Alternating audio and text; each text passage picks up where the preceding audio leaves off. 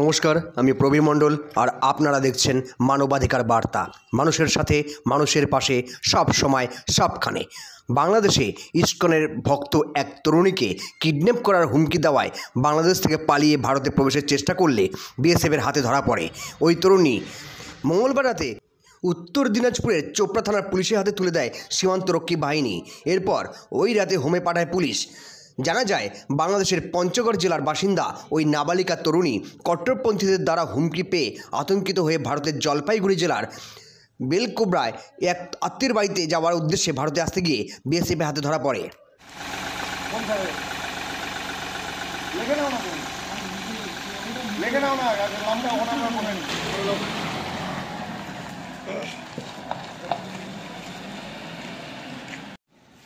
বলছি, এই থানায় কেন আসছেন আজকে? থানায় আসছি স্যার, আমার সম্পর্ক ওই নাতিন হবে, তো আমার ফোন নাম্বার ওরা জানে, সেজন্য আমি থানায় আসছি তো ওনাকে দেখা করার জন্য। তো ওরা তো ওইদিকে আমাদের ইসকনের ভক্ত বলে ও টর্চারিং করেছে, তারপর ওকে কিডন্যাপ করবে এই ভয়ে তো ও আসছে, সেজন্য আমার ফোন নাম্বার ওরা নিয়েছিল, সেজন্য আমি আসছি দেখা করতে। আচ্ছা, উনি কি বললো? আপনার নাতি কি বললো, কি শুনলেন ওনার কাছে? শুনলাম ওই তো ওইটাই যে আমাকে এইখান থেকে কিডন্যাপ করে নিয়ে যাবে। আমি বাপের এক মেয়ে, আমি ইসকনের ভক্ত, এই ইসকনের ভক্ত হয়ে আমার দোষ হয়েছে, সেজন্য আমাকে এই জন্য ওরা বাড়িতে আসে হুমকি দিচ্ছে। বাংলাদেশের কোথায় বাড়ি ওনার? বাংলাদেশের বাড়ি হচ্ছে পঞ্চগড়ে। তো কবে ওনাকে ধরেছে? আজ রাত্রি তো কটার সময় ধরেছে, তো আজকেই এই থানায় নিয়ে আসলো নাকি? থানায় নিয়ে আসছে। তো থানায় তো ও তো খিদার তুলে কোনো কথা বলতে পারছে না, দুর্বল, সেই জন্য ও তো এমনি ভয়ে আসছে।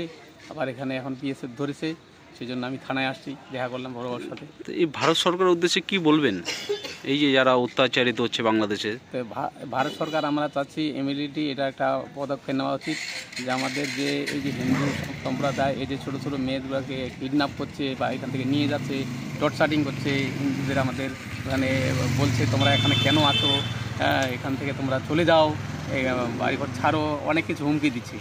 তো প্রাণ ভয়ে একটা মেয়ে এখন কি করবে, তার ও বাধ্য হয়ে তারপরে এখন ওদিকে থেকে কাকে দিয়ে যোগাযোগ করে মানে পাঠিয়েছে।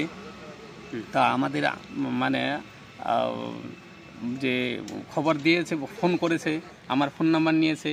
আপনারা তো আমাদের যেহেতু আমাদের সম্পর্কের আত্মীয়র সম্পর্ক, সেজন্য আমার এই বিপদ হয়েছে, তা আপনি একটু আসে আমার দেখা করুন, সেজন্য আমি আসছি।